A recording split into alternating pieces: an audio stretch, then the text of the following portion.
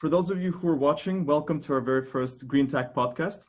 Since the year of 2020 has been full of surprises for the e-commerce industry, we decided to make something surprising as well. Today, to help us shed the light on the most significant changes that the industry has encountered this year and make a quick outlook on what to expect from the digital commerce in the next few years, we invited a special guest.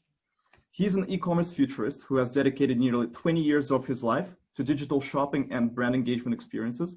He has founded his own consulting agency, Greenwood Consulting. He lives in a truly amazing and beautiful country of New Zealand. Can you believe it or not? And he is always passionate about sharing his ideas about online retail. Everyone meet Jason Greenwood. Jason, how are you doing? Very good. Thank you very much for the very flattering introduction. I really appreciate it. And it's great. It's an honor to be here with you guys. It's tonight in New Zealand. It's just after 10 p.m. here, but no, it's a privilege to be here with you guys today.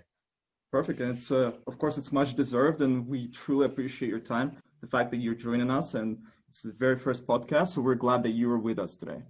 So just to kick things off, I feel privileged to be the first cab off the rank. Perfect. It's a good start for us.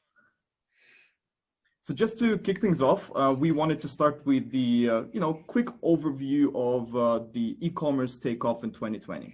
So some of the things that you've noticed, because again, online is growing, right? It's unstoppable. E-commerce has taken off. So far, it's recorded 4.2 trillion in revenue across the globe, and that's a huge number, right? And it's only projected to continue growing.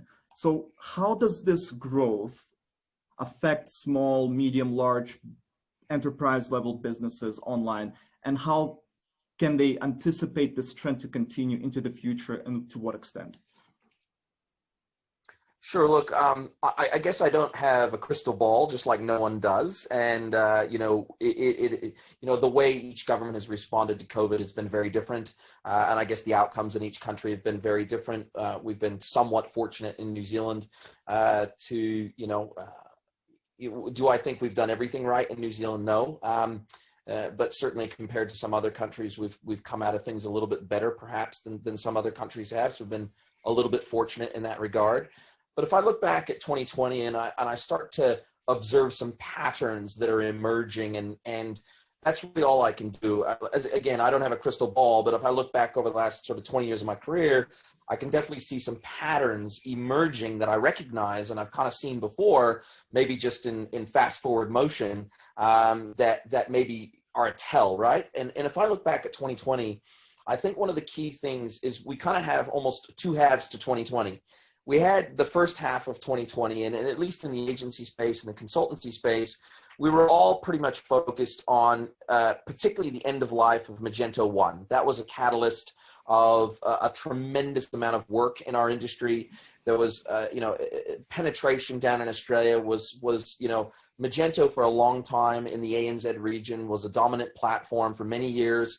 At one point, it had over 42% platform ownership in Australia. I think that was as recent as about 2016. It had over 40% platform penetration. And then we saw the end of life of Magento 1. We saw the acquisition by Adobe, and we saw prices of Magento 2 Enterprise go through the roof once it was acquired by Adobe, and just it move up that enterprise stack. And as a result of that, there were a lot of businesses that were left sort of in a rush trying to get off of Magento 1. So as an agency and as a consultancy, most agencies down in this part of the world had, a lot of work on their plate to get merchants off of Magento 1.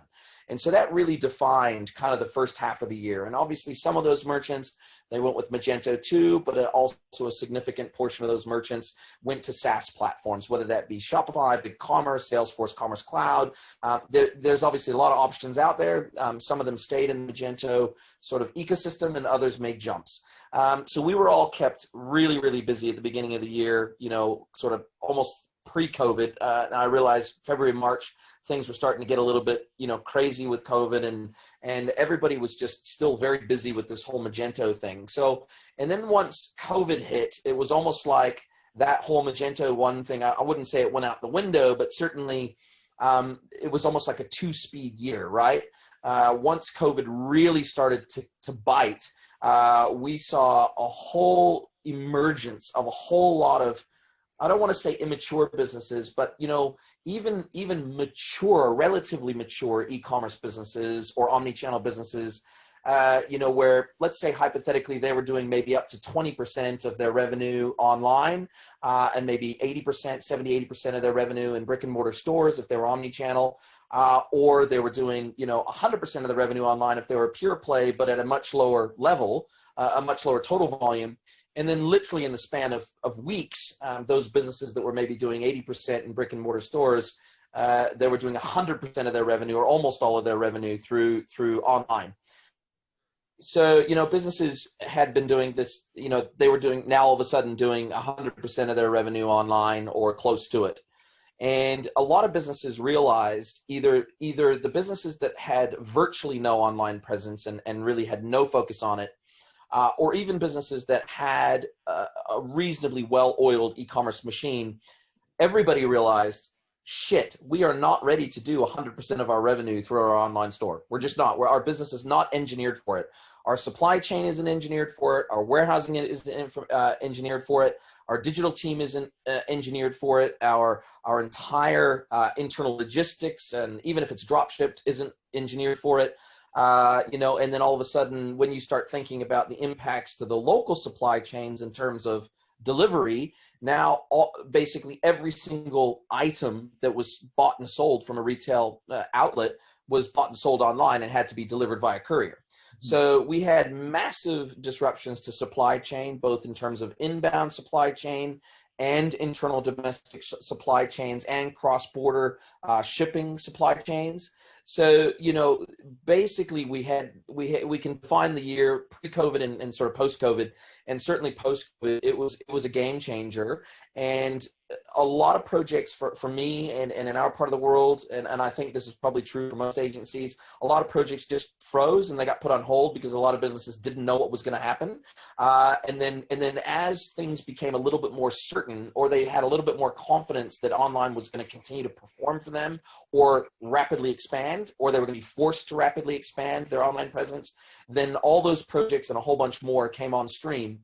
And then I think there's a third piece to this, or a third wheel to this, which is that a whole lot of businesses that either had no online presence at all, or basically a brochure website, but didn't really have e-commerce capabilities, we saw a whole bunch of businesses wanting to go online from an e-commerce perspective for the very first time.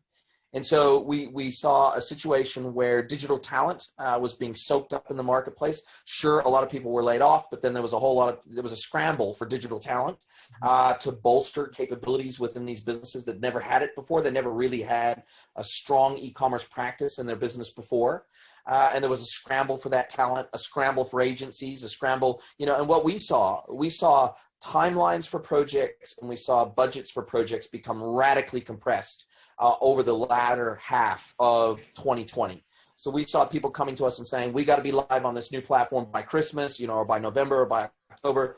We even had situations where, like, as an agency with Mustache and even consulting that I would do, we would never recommend a re-platform launch go live, for example, in November, or even, October, November, December. We would never recommend launches at those times. We want the site to be bedded in, fully tested in production under production loads, and then slowly ramp into the holiday season. But we have sites still going live, even now, and that's something that's just unheard of in our industry. It's very non-typical. But literally, when merchants have a gun to your head and they're saying, we're willing to take the risk, and we know it's a risk, but we have to get live and we have to get trading online, that's what's happening. And so those are the types of things that we're seeing, and I expect that to continue into 2021, as the world evolves and rotates into rolling lockdowns. And we're seeing, the UK and even Canada and various other places rolling in and out of lockdowns, and it's more regionalized, but it's still happening. I expect this pivot into this manic headlong rush into e-commerce. I expect that demand to continue to rise, at least from a B2B and services perspective. I expect that to continue to rise. However, on the flip side, I am not one of those pundits that says physical retail's dead and it's never coming back. I think that's absolutely ludicrous. What we saw in New Zealand and what we've seen in the UK and what we've seen in other countries is the moment the physical retail opens back up again, there's a lot of pent-up physical retail demand. It recovers very strongly. I think if we look at the sheer numbers, it's very regional, but we've probably accelerated e-commerce adoption by maybe 10 years. And in New Zealand and Australia, we were increasing at about 1% a year in terms of total retail penetration. So, we were at about 9% pre-COVID of total retail penetration being online, online e-commerce. And so, we probably maybe post-COVID, we might jump to 19%, right? If we're lucky. But that still leaves over 80% of retail sales being done brick and mortar. Do I think brick and mortar is dead? No, but I think there's going to be some new expectations around brick and mortar experiences that are going to be caused by COVID, and there's going to be much higher expectations in terms of a merged, phygital experience, physical and digital experience, that customers are just going to have a new expectation level moving forward, and we're not going back from that. So, is retail dead? Absolutely not. Are new expectations there? Absolutely.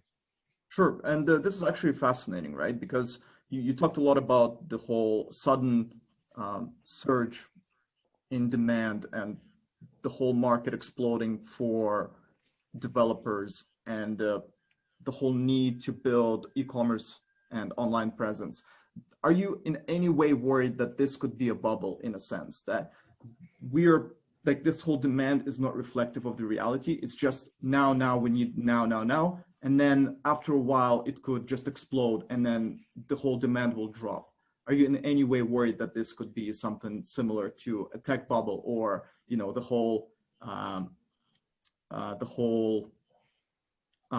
housing bubble in 2007 that led to a huge crisis? What are your thoughts on this? Look, I think there's definitely that possibility. However, I think there's two things that come together to support a bit of a new normal. One is that businesses now have had a shot over their bow by COVID. There's been a shot put over their bow, right?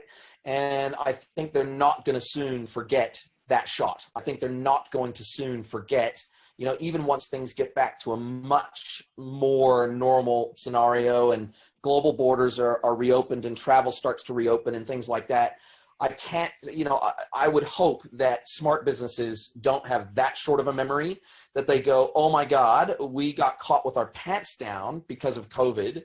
And we now have been given a little bit of breathing room to do this in a bit more of a measured fashion in terms of ramping up our capabilities of digital because the world's getting back to a little bit more normal. So we've got a little bit more breathing room, but we don't have infinite breathing room. And I really hope that businesses take this opportunity and seize this opportunity for what it is, which is it's put a rocket underneath the demand for e-commerce in ways that, I guess you, us, me, everybody who's working in this space, we've been trying to drag retailers kicking and screaming towards e-commerce. I've been doing it for nearly 20 years, and the market is finally turning and it's starting to come to us for a change, right? Instead of us trying to prove the business case justify the spend. Having to have those educational, a large part of what I do every day is education with clients. And, now because of COVID. And so the business case is clear. It's you either have an e-commerce play or you die.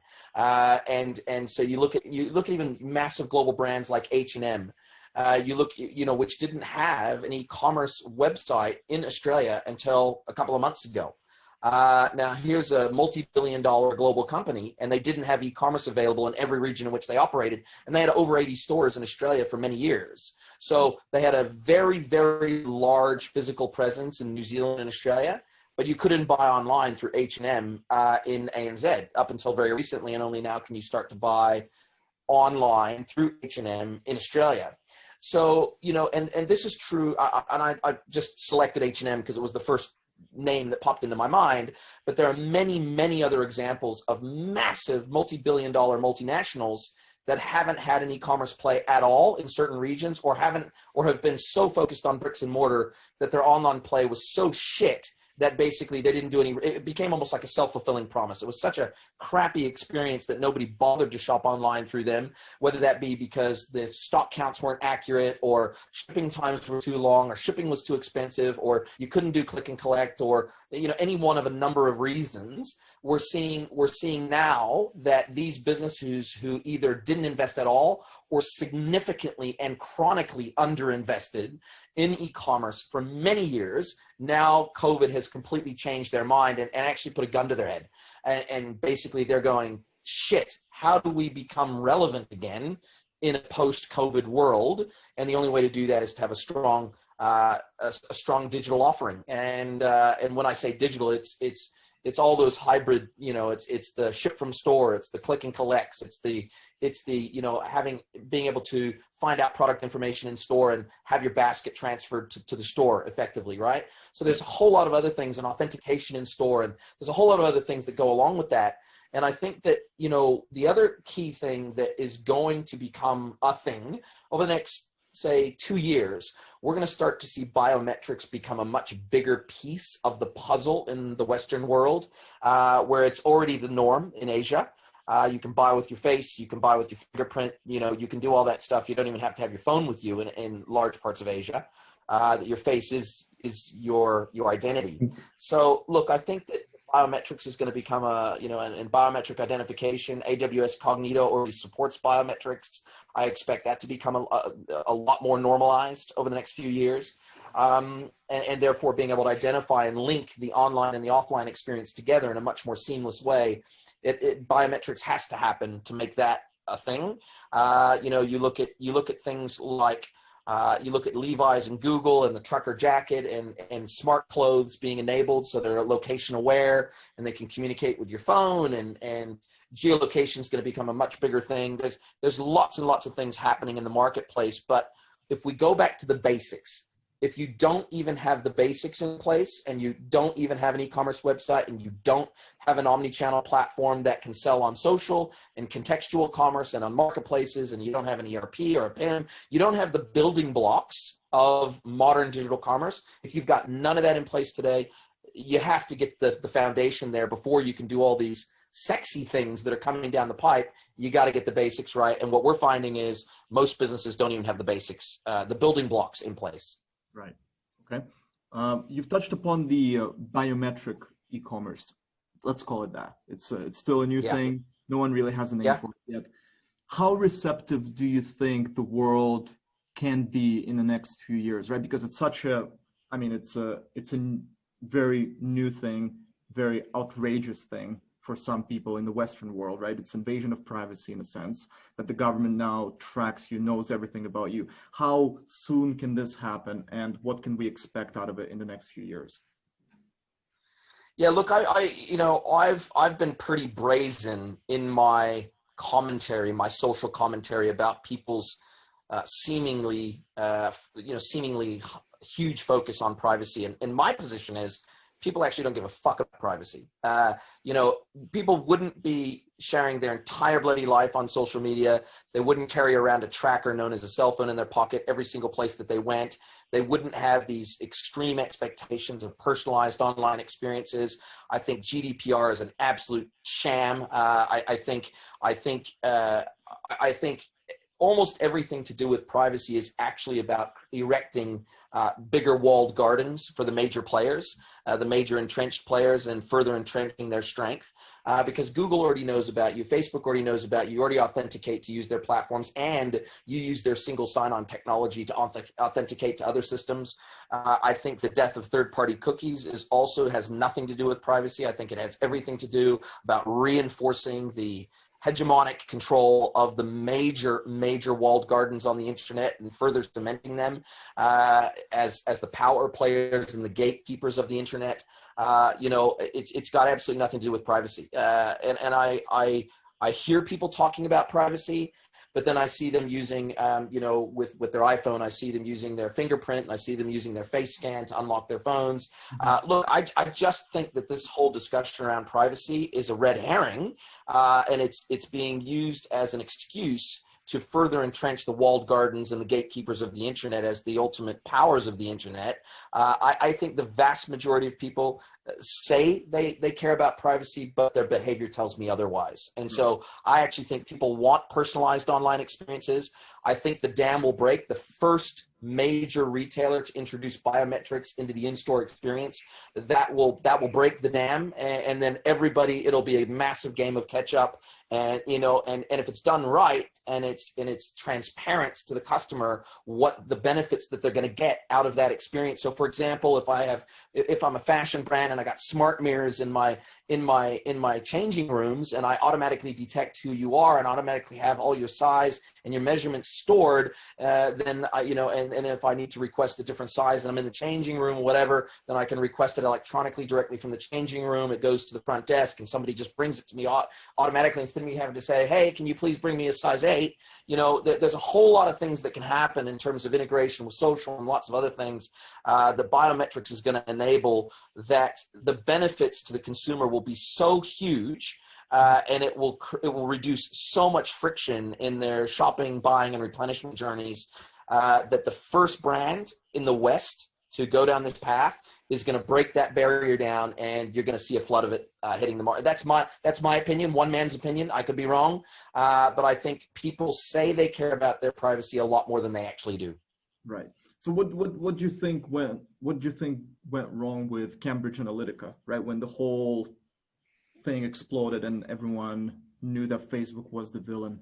They had the data, they knew everything about us, and they sold that data, and then they used the data against us, right? So is it about the whole misinformation? Is it misinformation issue? People don't care as much about privacy, but they just want to know the truth. They want you to know that you use that data to help them, not to hurt them. And when you don't disclose that, you actually hurt them. Is that what was the cause of that, or was it absolutely different?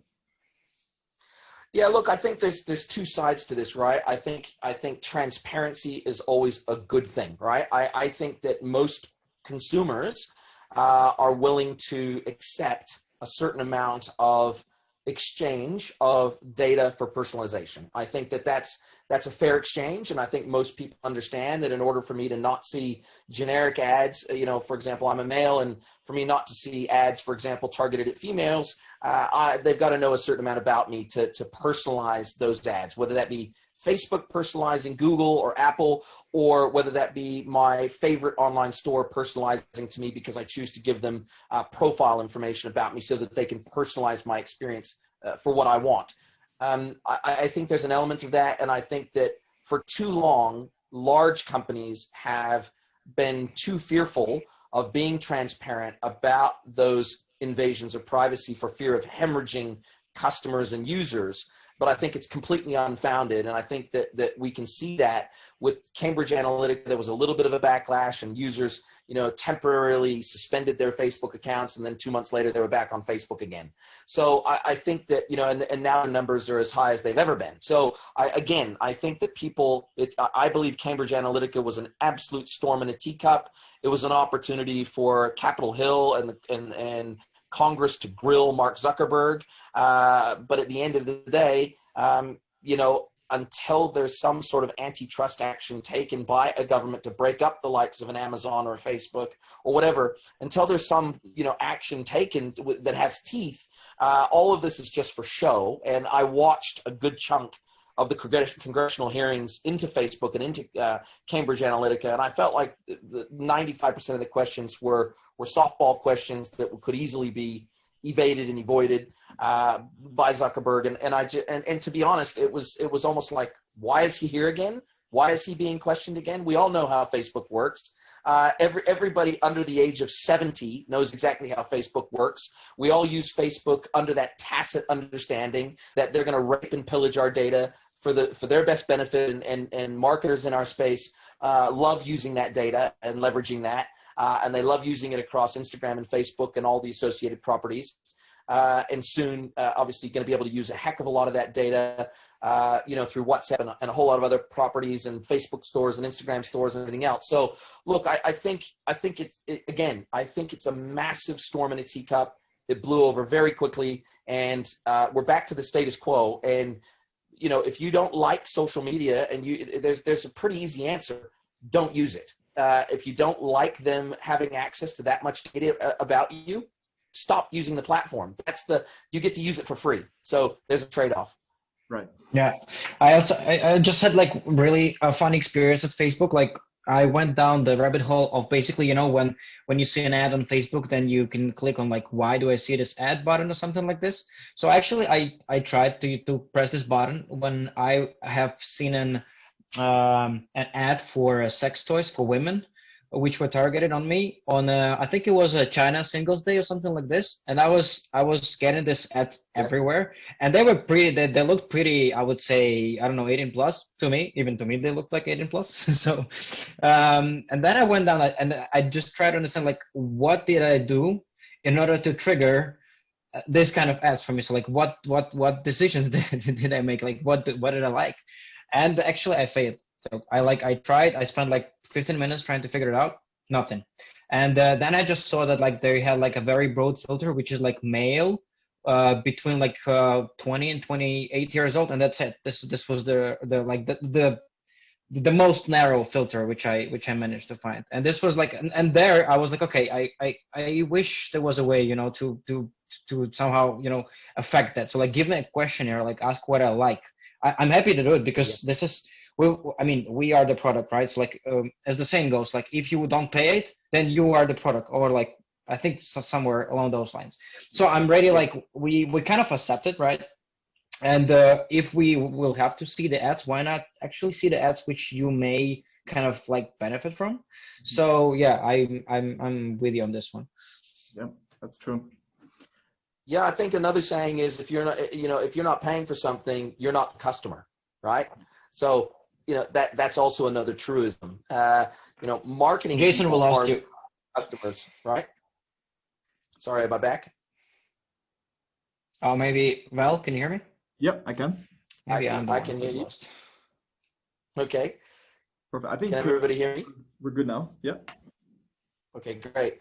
Yeah, another saying that I think is very true is if you're not paying for something, you're not the customer, right? Yep. Marketers are the customers. So, that's very much, both of those things are true. You're the product. If you're not paying for something, you're the product. And if you're not paying for something, you're also not the customer.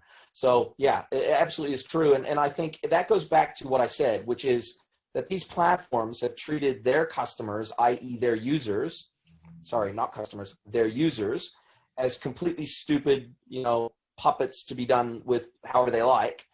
But I think we now are moving fast into an area where they would actually do themselves. They would actually access more data. By being transparent, they actually wouldn't lose power. They would actually gain more power. Because I think, much like you, I would much rather have a short survey that Facebook maybe sends me or Instagram sends me every 6 months and says, hey, how are we doing at targeting? Are you seeing things that are actually relevant to you? Are you seeing things that you like? If not, what are some things that you would like to see more of and things that you'd like to see less of? Because they have a catalog of obviously what you've seen, what you've clicked on, what you've lingered on in terms of dwell time. They have all of this tracking, video tracking. How much of a video have you seen? Did it autoplay? Did it not? Did it have sound on? Did it not? They've got every single metric and thousands more that we're not even aware of. And I think, if you see the documentary Social Dilemma and all that, look, I'll be the first to admit, that what I liked about that documentary is it's the first time I turned off all notifications on my phone. Really? Yeah. So what I did after I watched that documentary is I went into my phone and I turned off every single notification on my phone. And I already had them off before. So yeah. Yeah, so I still had mine on, and I kind of justified it by saying, well, look, there's some things that are time sensitive. I need to make sure I'm paying attention at the right times.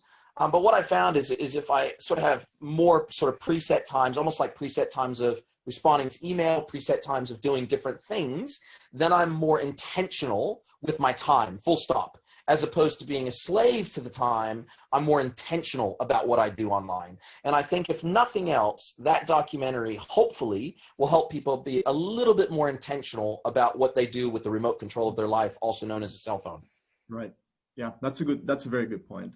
And actually just wanted to take a step back as well and go to the whole physical and online discussion, right? That you mentioned that physical and online have to coexist, no matter the whole privacy issues and stuff like that, right? It's smart mirrors, online data collection, but those two channels have to coexist. Now, what do you think about augmented reality, right? Because, for instance, some of the retailers like Burrow, a D2C furniture brand, uses augmented reality to help customers visualize how their couches will fit in their living room, right? And then in 2019, the Gartner predicted that 100 million consumers will shop using AR by 2020, but it hasn't happened quite yet.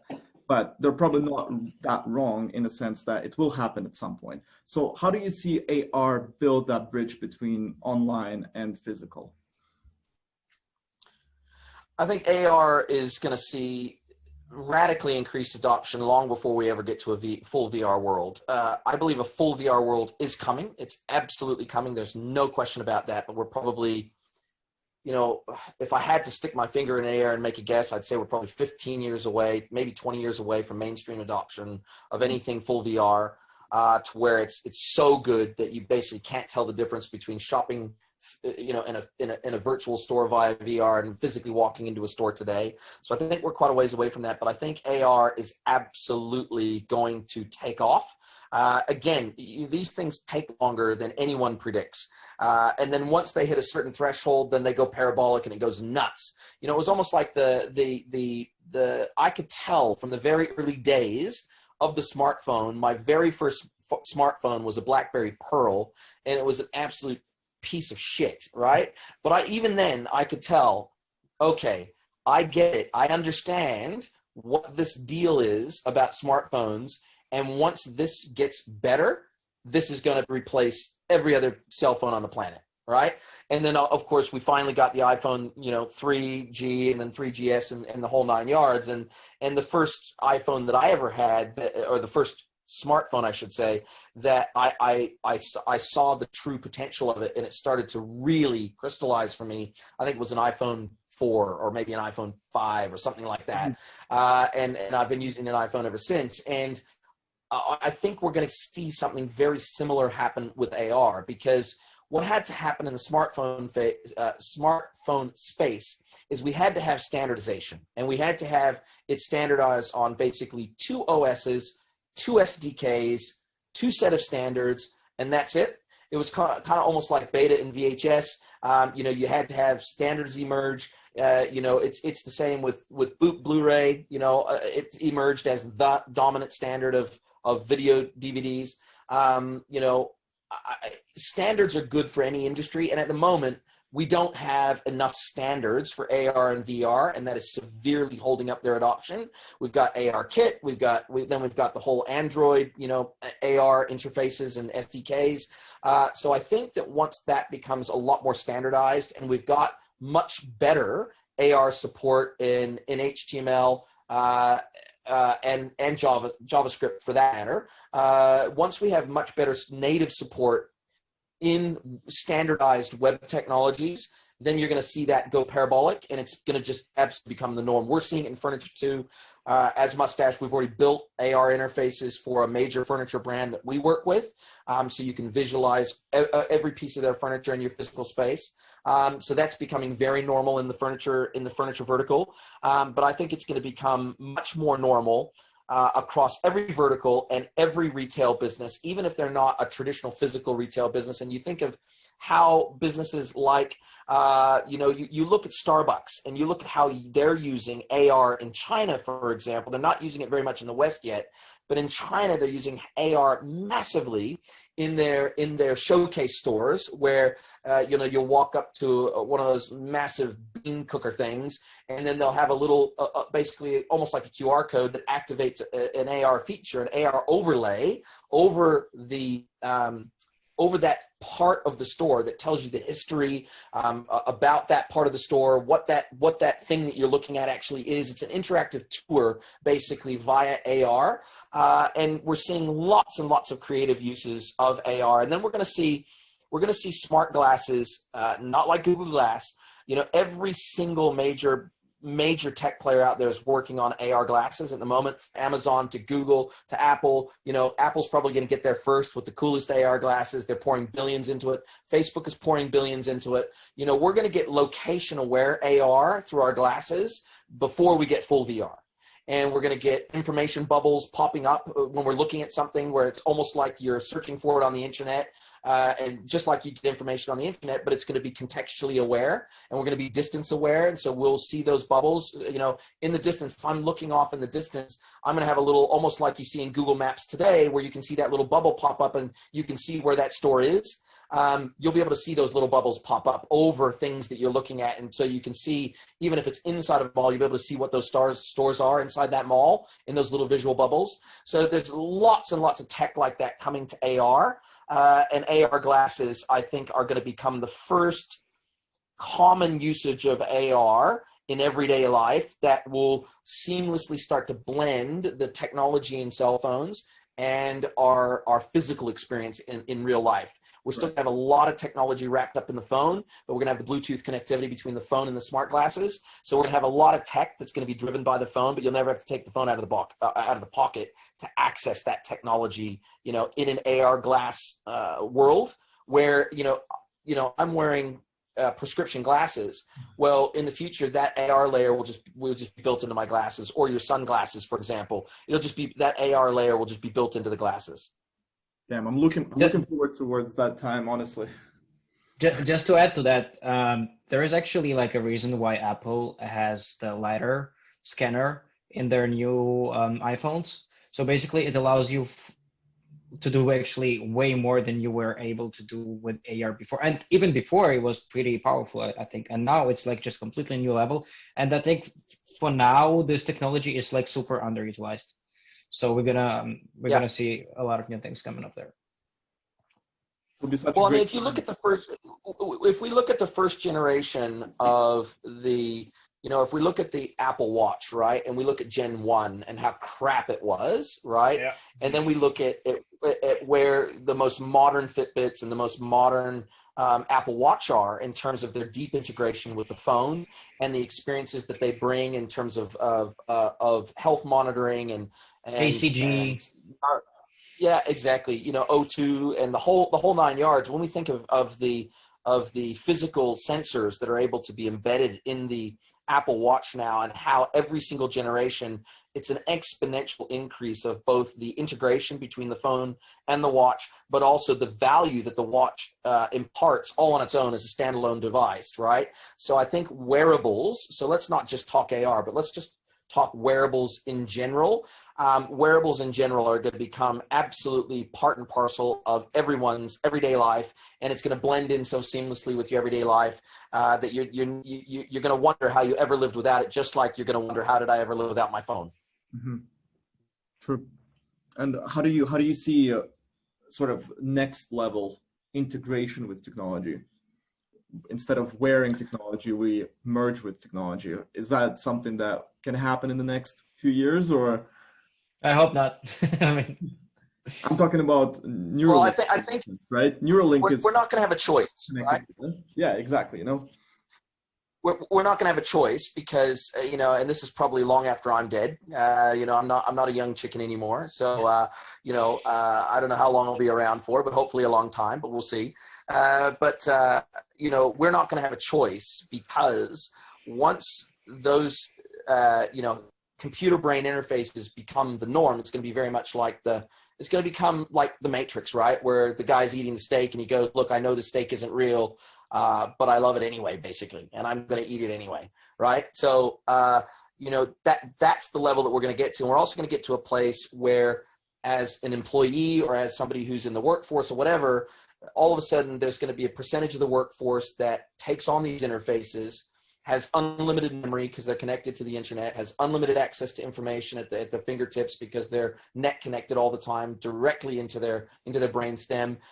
You know, we're gonna get to a place where, in order to remain competitive as an employee, once a certain percentage of society take on this sort of Borgian type of interface, it's going to be very difficult. If you want to stay competitive in the workforce and you still want to be employable, you're going to have no choice, because anybody who has that interface is going to be so superior to you in their ability to be productive and their ability to add value to businesses.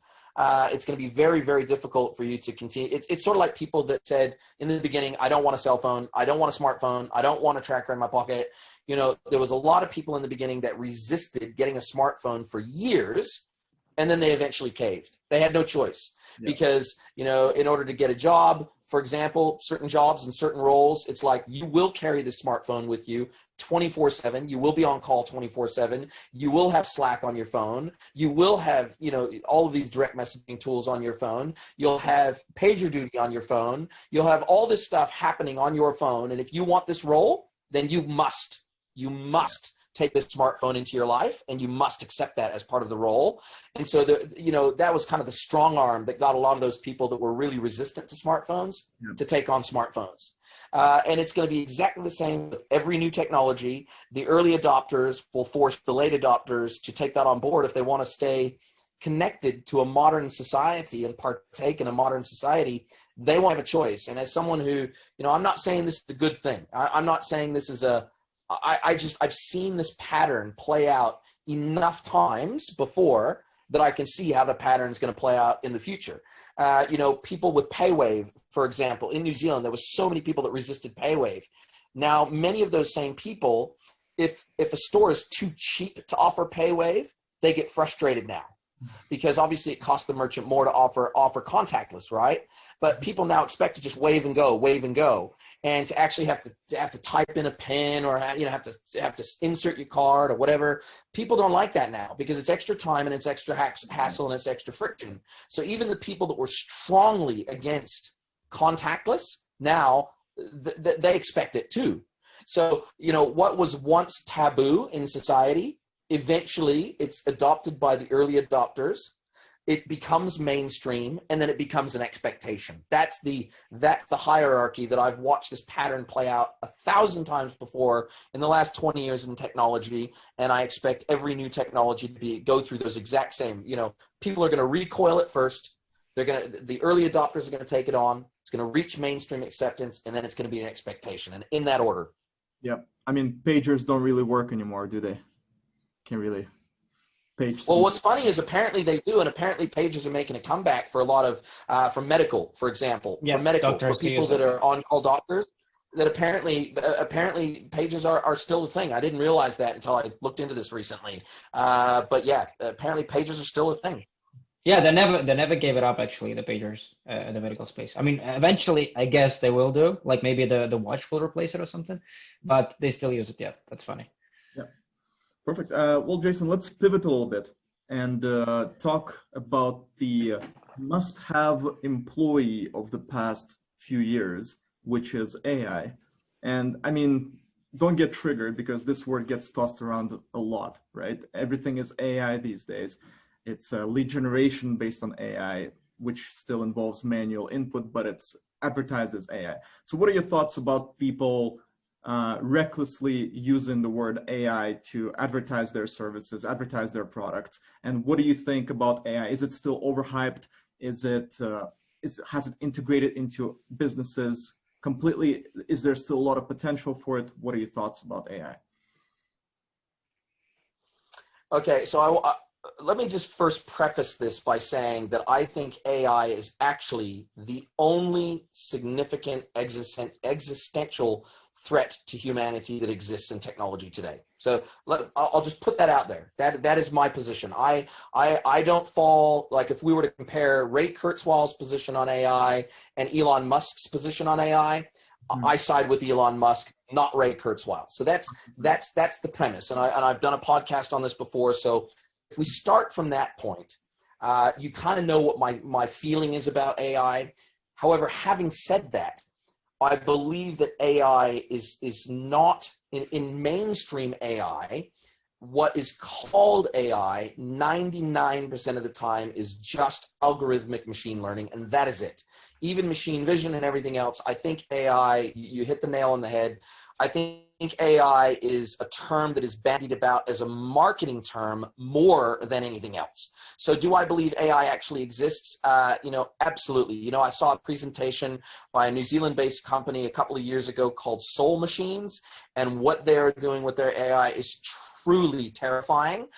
They had people working in their business from every single life science, and what they are doing to replicate the way in which the brain learns, but electronically and algorithmically, is truly astounding and terrifying.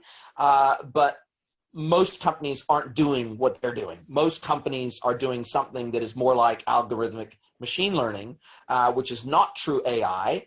And so do I believe AI is coming? Absolutely. Do I believe it's here now in the mainstream? Absolutely not. And the other thing I would say is that I'm already getting clients, it's kind of like a headless discussion, right? A lot of clients come to you and they say, we need AI, we need AI, we need AI. But when you start talking to them about AI, and they'll sometimes maybe say, hey, AWS has this on-demand AI service. How can we integrate it into our website experience, for example? And I'm going, you don't, you won't, and you don't need to, because these 4 technologies, for example, these personalization technologies, they will take care of the AI bit for you. All you have to do is consume their product as a service, as a SaaS platform, integrate that into your website, and they'll deal with all the algorithms, all the machine learning, all the new AI technology. They're going to be building that into their software. You don't need to build it directly into your user experience. So for example, if you look at personalization, and Nosto is a good example of a very popular personalization, e-commerce personalization platform. There are many, but they're just one. I'm purely using them as an example. If you want AI in your personalization platform, you don't need to go out and build it. Nosto is going to build AI into their personalization platform, right? So they've got an entire roadmap that extends out probably for the next 10 years in terms of product development, and they're getting, they've got, subscribers to their platform all around the world, and they've got unique projects that they're taking on that is driving the new product development roadmap in ways that you can't even imagine yet. So the reality is that 99% of brands out there that are retail brands, they don't need to think of AI, because the technologies that they use in their commerce stack are going to have AI built in when the time comes anyway. So they don't need to think about it actively. They just need to consume it as a service once it's available. Jason, have you heard about GPT-3 engine? Yes, absolutely. Yeah. Have you seen any interesting or like really useful applications of GPT-3 in e-commerce? No, not yet. And it's interesting because I felt that OpenAI, once they got the big funding from Microsoft and effectively are a captured entity, and then when they effectively made that exclusive to them through their investments, it's going to be really interesting to see how everything coming out of OpenAI now, because Elon's distanced himself from OpenAI because it's no longer truly open. It's a captured entity of Microsoft. So it's going to be really interesting to see how, because the whole idea of OpenAI from the beginning was to democratize AI, was to make it accessible in an open source way to every technology vendor and every player in the market, to reduce the escalation of the AI arms race so that we could all, it's almost like the Cold War, right? We want, what we really want is the Cold War of AI. We want everybody to be increasing kind of and learning at about the same rate, so that no one company or technology or government gets too far ahead of everyone else, because then they'll have the ability to dominate all the rest of us and everything that we do pretty quickly, right? So we almost want everybody to move up at about the same level. And OpenAI, the whole idea behind it was to democratize AI to the point where that could happen. Now, I'm just concerned that because OpenAI is now a fully commercial captured entity, that what is the entity out there that is going to help ensure AI democratization, because I don't think we have one. And I don't think we can say that universities will play that role, because for the most part, they're captured organs of multinationals anyway, and that's where they get a lot of their funding from. So I think it's going to be a really interesting future of AI to see how it plays out, because the gloves are off basically now when it comes to AI. Yeah, I think they did democratize it a bit, and then I think they added like a capitalism function to it. So basically, you can use whatever they developed. You just have to pay for every API call you get. And this is I'm still struggling actually to get my idea about it. So like we don't expect them to like spend billions and then just basically releasing the tool for everyone to use for free. Like, so I was the one when they just started working this, and when I heard about the Microsoft investment, I think was it 1 billion or like whichever the amount was. I was thinking like, okay, they have to commercialize it sooner or later. So, and this is basically what happened. So I think it's kind of logical, and I'm not so pessimistic about it. And I think they can still empower a lot of people to do so. I think they're doing like some they're giving like free access to like NGOs and stuff. So, but definitely they will make money from it. So this is for sure. Yeah, look, it's an interesting one. I like the idea, you know, when we look at open source as a philosophy, right? There's companies that poured and continue to pour billions of dollars into Linux development. And nobody owns the kernel, right? So, yeah. You know, there are ways in which to structure technology, businesses, licensing of code, etc., in such a way that it is truly democratic in nature. I just think that unfortunately, OpenAI was politicized to the point where somebody had to effectively come in and take the reins. And unfortunately, it just happened to be Microsoft. It could have been anybody. It could have been Google. It could have been Apple. They're all the same as each other when it comes to don't be evil or be evil. They're all pretty much the same. So at the end of the day, we're just all human beings trying to do the best we can. So yeah, look, it's going to be interesting to see how AI plays out. But to answer your question directly, I think 99% of merchants out there, they don't need to think about AI. They don't need to worry about it. Oracle's even announced recently that their AI layer is going to slowly be rolled out to all of their owned brands, i.e. NetSuite will be getting the Oracle AI layer laid over the top of it. No extra charge over the next sort of 5 years. It's just going to be baked into the SaaS platform that is NetSuite. So look, almost every single major player in the marketplace is making some kind of AI announcement. You know, you look at Salesforce and them talking about AI almost nonstop being introduced across their entire Commerce Cloud and Marketing Cloud layers. You know, you look at Adobe talking the same language. You know, pretty much every major player in the marketplace is talking AI today. So do merchants need to worry about AI on their own? I think it's, you know, I think for maybe somebody like Walmart, you know, massive players, sure, they probably need to start thinking about AI as a standalone service in their business and how they integrate it. But for the vast majority, it's too big of a technology to try to internalize. Yeah, 100% agreed. And speaking of AI and smart technology, let's discuss voice search and voice apps a little bit in more detail. Have you ever heard about apps like VoiceFlow, for instance, which allows you to build a voice app without coding, right? So basically you just take blocks of code. You don't have to know how to code. You just take those blocks and you build a whole app with workflows and logic in there. And then you just upload it to Alexa or Google, and those voice apps work perfectly, right? So they just follow. How do you see voice apps and voice startups, in a sense, startups that focus on building voice applications and integrating with Alexa and you know, Google Home and stuff like that? How do you see that play out and integrate into our daily existence? And what is the market for it out there? Look, I think voice has it's going to become as ubiquitous as AR, as ultimately VR will become. I think COVID has really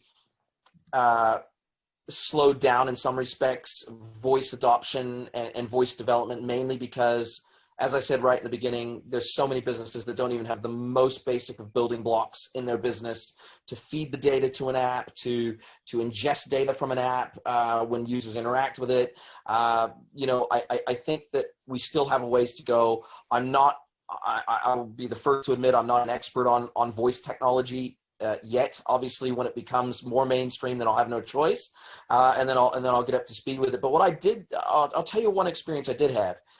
So I think that the no-code movement is a really important one, and I think it's going to become much more common moving forward for lots of things, not just for building mobile apps or voice apps. But I went to a symposium run by AWS, so Amazon AWS. They ran a AI symposium. This was about I don't know. This might have been this was probably 2 years ago now, and they had one of their Siri, not Siri. They had one of their Alexa, experts up on stage. He's an AWS employee, and he works with all of their APIs, all of their voice APIs, all of their machine vision APIs. He basically works in that whole segment of Amazon. And when he showed the audience, not just me, there was hundreds of us there, what was involved in creating even the most basic of apps, and getting those working and integrated with their APIs and getting outputs from it and making it to a place where it was usable, particularly for machine vision and voice. I thought to myself, after he was up there talking for, I don't know, he was probably talking for 20 minutes or more, and then he demonstrated a very, very basic Amazon app.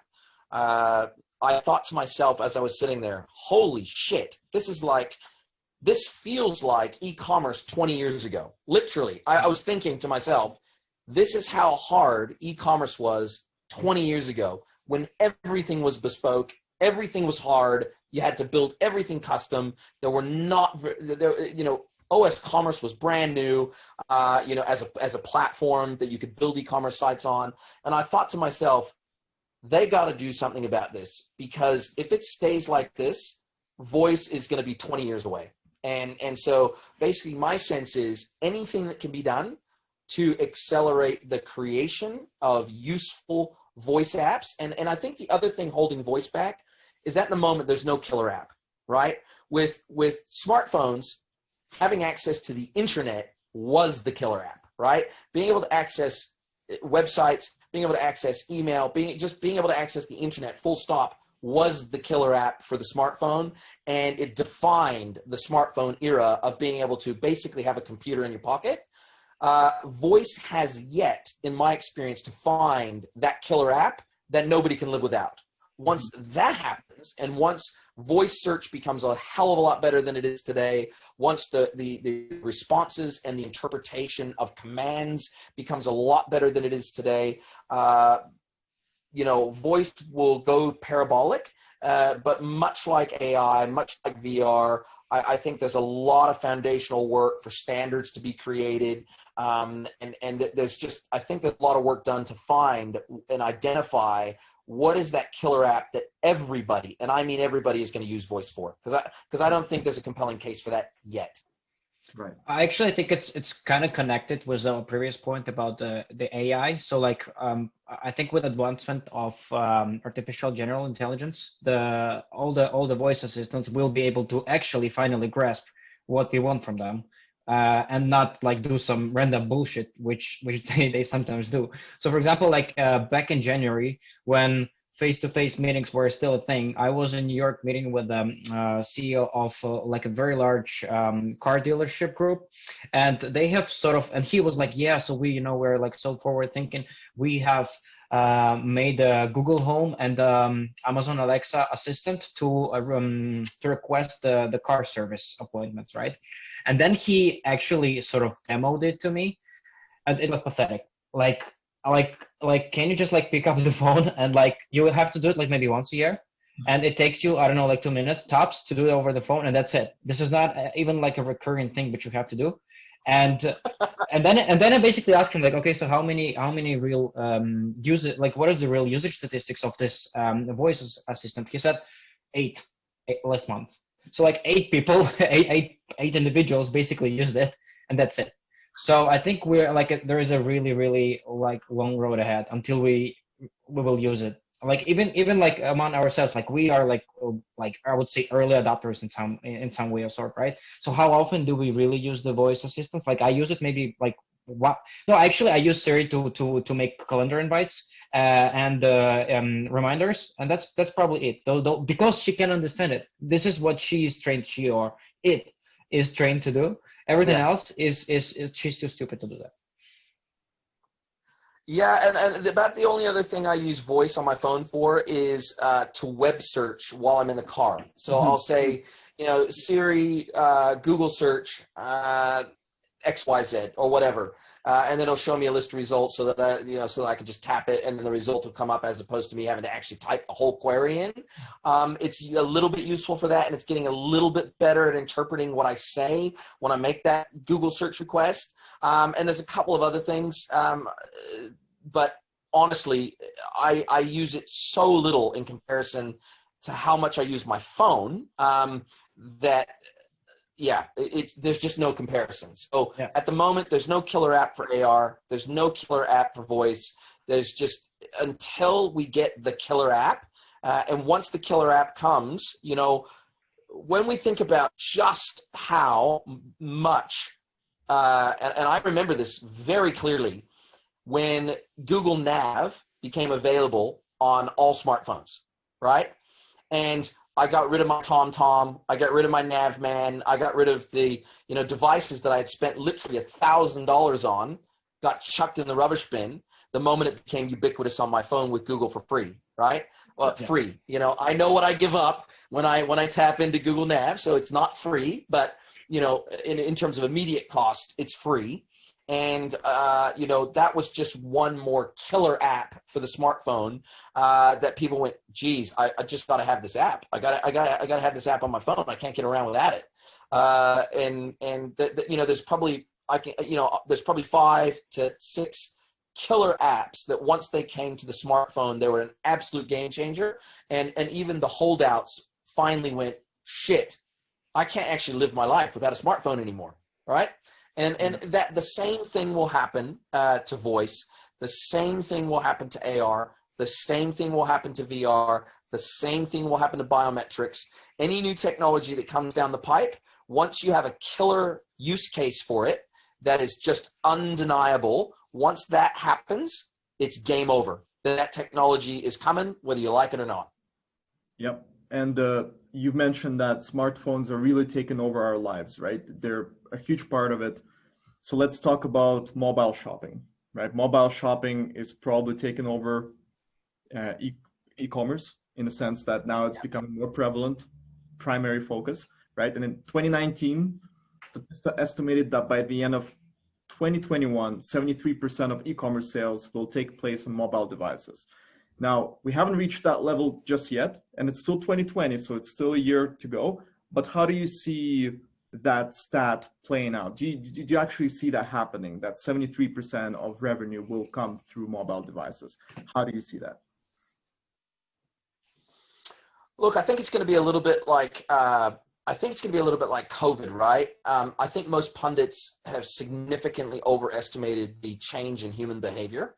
I think the pace of human behavior, things always take a little bit longer than we think they're going to take. And, huge, major, digital pundits have called already that 2021 will be the death of bricks and mortar. I could pull up multiple articles from multiple well-respected futurists who say 2021 is death of physical retail. It's gone and it's never coming back. It's sort of like Toby Lutke from Shopify saying that working from home is the new normal and the paradigm has changed and people aren't going to work from offices anymore. Well, I can tell you from firsthand experience, just less than a week ago here in Auckland, that trying to get to the office the other day, to a client's office actually, I'm working from home pretty much permanently now myself. However, the traffic was probably the worst, one of the worst I've ever seen it in Auckland on a weekday, and it took me over an hour to get a few kilometers down the motorway. So this whole thing about everybody's going to be working from home, and offices are dead, and bricks and mortar is dead, and these predictions just make me laugh, because human beings we are stubborn ass creatures of habit, and we take longer to change. They say it takes 21 days to create a habit, right? Well, in most places, lockdown is not happening for longer than 21 days, these rolling lockdowns. So, it's just, I think that anything like this, I think trying to stick your finger in the air is really hard. Do I think it's going to increase? And do I think it's going to increase at a faster rate because of COVID? 100%. But do I think that, we're going to get to 75% smartphone e-commerce being that smartphones accounting for 75% of e-commerce purchases by the end of 2021? Man, that's a big ask, because I know even during COVID that in most countries it topped out at around 60%. So to go up an order of magnitude from sort of 60% to 75%, that's a massive jump, right? Because we went from sort of 40% to 60%, or 50% to 60% in most places, to jump to 75% in a year where the fallout from COVID is likely to decrease rather than increase versus 2020. Look, it's anybody's guess. If you're not building, what I will say is, if you are not building for a mobile audience and you are not building a fantastic mobile experience, you are just shooting yourself in the foot. Regardless of what the adoption is, 60%, 70%, 80%, you're leaving money on the table if you're not building for a mobile audience. It's just that simple. Yep, 100% agreed. Yeah, so let's, the mobile phones are in our hands on a, almost like, I myself blame myself for doing this, because the phone never leaves my hands. It's always in my hands. I check the social media, LinkedIn, Facebook, whatever it is, right? And we've already touched upon Facebook being, being invasive in a sense, right? But people don't much care about privacy. So let's talk about social media's involvement in e-commerce, right? Because we've seen a couple of partnerships develop over the last few months, right? Facebook shopping, Instagram shopping, TikTok advertising, then Snapchat building partnerships to extend their offering as well. So how do you see social media evolve over the next few years? Because we've seen a bit of a change in how social media works, right? Now social media for companies is not enough to build their presence, right? It's a different approach. It's not organic. You have to spend a lot of money, and then you also have to build your shops on social media. So how do you see that evolve and, projectile into the future? Look, I think, again, if we look to Asia and we look at WeChat, I think that's the canary in the coal mine for the West, right? So WeChat is a super app. Pretty much every single Chinese person from young to old uses it. It dominates the vast majority of mobile commerce, even just purely as a payment tool. A payments tool, even if you don't really use it for anything else, you can use it for a payments tool everywhere you go for mobile payments and fintech. Despite the whole Ant Financial Group implosion and the impact on fintech in China, that fallout is going to be seen and felt for years to come. But I still think they're a bellwether for where this whole social commerce thing is headed. And I think if we can learn anything from WeChat, there's two massive pieces of the puzzle that have not been solved fully yet by Facebook or anyone, that must be solved before we can see true contextual commerce adoption hit the mainstream in the West. One is in-app purchasing, right? So this whole redirect to a website to complete the purchase in a cart off social, it introduces way too much friction.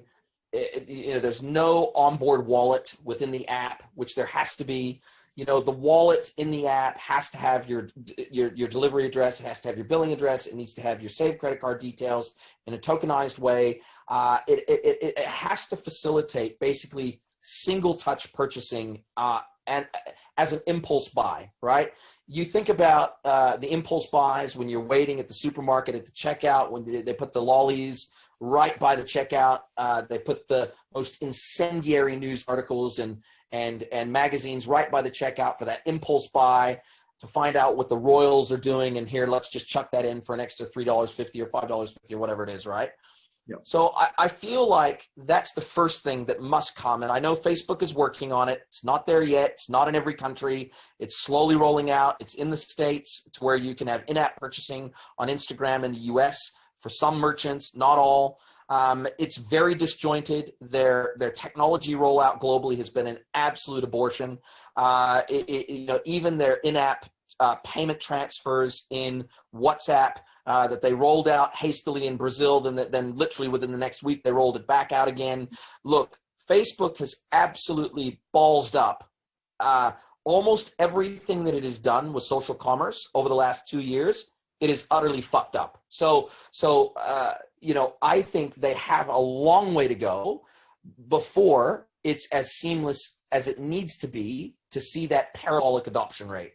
But once they get in-app purchasing sorted across their entire ecosystem, and once they get live stream shopping capability and purchase capability embedded into all their platforms, once those two things happen, you're going to see it's going to be the game changer. Because even in Asia and even in China, live stream shopping, a la QVC shopping type style shopping, is the fastest growing form of e-commerce in Asia, right? So we look at live stream based selling and live stream based shopping. It's gone mad in Asia. And I think that is the bellwether for where we're headed in the West. But man, oh man, is there a lot of friction today. And even in TikTok with their new announcement with Shopify and all the rest, you still get redirected to a Shopify store to execute the transaction. Way too fucking much friction. Like, there's so much friction, it is insane. So it's not a seamless experience. It's not a good experience. And until those major friction points are resolved, we are going to continue to have stumbling blocks to the adoption rate of contextual commerce and social media. But, we'll get there. Zucks is on the warpath with this. He gets it. He's one of the smartest guys in commerce. He's not dumb. He knows what needs to be done. But, he's navigating a regulatory framework that is still so radically different country by country in the West that, to roll this out harmoniously around the world is just really hard because he's dealing with different regulatory frameworks around privacy and around cross-border payments and taxation and currencies. And he's just dealing with, there's a lot to deal with in this, right? So, I understand why it's been an absolute clusterfuck. It's a clusterfuck. There's no other word to use. It's a disaster. But do I think we'll get there? Yes. But do I think we'll get there in the next 12 months? Man, I really doubt it. Yeah. Yeah, it's definitely on the horizon for things to improve. And we'll definitely see some improvement over the next few years. But like you said, it's not going to happen over the next year or so. So we're getting close to the end of our podcast. There's one more thing to discuss, and probably a big, of course, piece of news, right? The elections. I know you're in New Zealand, yes, but the elections play a huge role in how e-commerce will be affected over the next 4 years, right? Biden winning, Trump losing. How does that affect e-commerce industry around the globe, as well as in the US, which is one of the biggest markets? What are your thoughts? Well, like you said, it's a deep can of worms. I'm a bit of a pretty hardcore conspiracy theorist when it comes to the whole invisible hand that rules the world. I just don't think presidents or prime ministers or whatever have that much power or influence over global financial affairs. They actually have a lot less power than most people think. It's the banks and the multinationals that rule the world, particularly the central banks. Look, at the end of the day, they set financial policy that affects every one of us and the value of everything we own and everything that we think we own. So, I think that the elections, whilst they've been built up to be this monstrous thing, And certainly for some people, it's a big deal. For me, I think we're going to continue to see much the status quo behind the scenes in terms of central banks looking at rolling out digital currencies to wrest back control from decentralized currencies and decentralized banking services. And I think we're going to see a continuation of the digitalization of commerce around the world. Do I think that the elections in the United States will dramatically impact that trajectory? Probably not. It remains to be seen. I think the biggest impact, and again, I probably sit on a unique side of the fence on the whole, climate change issue and everything else. I think that's probably the bigger game changer in terms of the cost to the Western world, in terms of our cost of living, and in terms of the impact of regulation around regulating emissions and the cost of production and movement of goods and a whole lot of other things. I think there's probably much bigger macroeconomic influences that will influence the trajectory of digital commerce over the next 4 years, much more so than who the president of the United States is. And I mean, even if we look domestically, New Zealand and Australia in the last 18 months, well, no, about 18 months, about 24 months ago now, effectively passed international GST laws that extended our local GST to imported purchases. And that has had a massive chilling effect. If we look at up to that point, up until that law was passed in New Zealand and Australia, where foreign companies had to remit New Zealand taxes to the New Zealand IRD and to the Australian IRD. Before that, when we look at the balance of domestic e-commerce purchasing versus international far outweighed domestic. Now it's flipped the other way with the advent of those laws, because the commercial benefit of buying offshore now, it's not as, the commercial benefit isn't as strong. It's the commercial benefit of buying offshore now is variety, right? That's the primary benefit, is being able to buy things offshore that we just can't get domestically off of domestic e-commerce websites. But it's still going to cost you a hell of a lot more when you take into account you're going to have to pay duty, you're going to have to pay GST, you're going to usually have to pay an obscene freight rate and climbing because of the international disruption to supply chain. International shipping costs have gone through the roof over the last 6 months. So there's just not the incentive to buy offshore that there used to be, at least in the ANZ region, because we're so far away. We're just down on the ass end of the world down here, right? So it costs a lot of money to ship things here versus, domestic shipping within the EU or domestic shipping within North America, which is practically free. It's just dirt cheap. So I think that those macroeconomic trends are going to play a much bigger role in determining how e-commerce businesses need to approach the world over the next 4 years than who the president of the United States is. Yep, makes total sense. All right, Jason. Well, that concludes our podcast, very first podcast. So once again, thank you so much for joining us. It was super informative, and I personally learned a lot about AR, about AI, and I'm pretty sure Nick as well, and everybody who is watching the podcast. So again, follow the hashtag #LearnWithJason to get nice ideas from Jason Greenwood every day. Follow our Green Tech page to listen to the new episodes of the Green Tech podcast and some of other useful e-commerce information like must-have features. Keep safe, and may your e-commerce business flourish in 2021. Thank you, guys. Thank you, Jason. Thank you, Nick.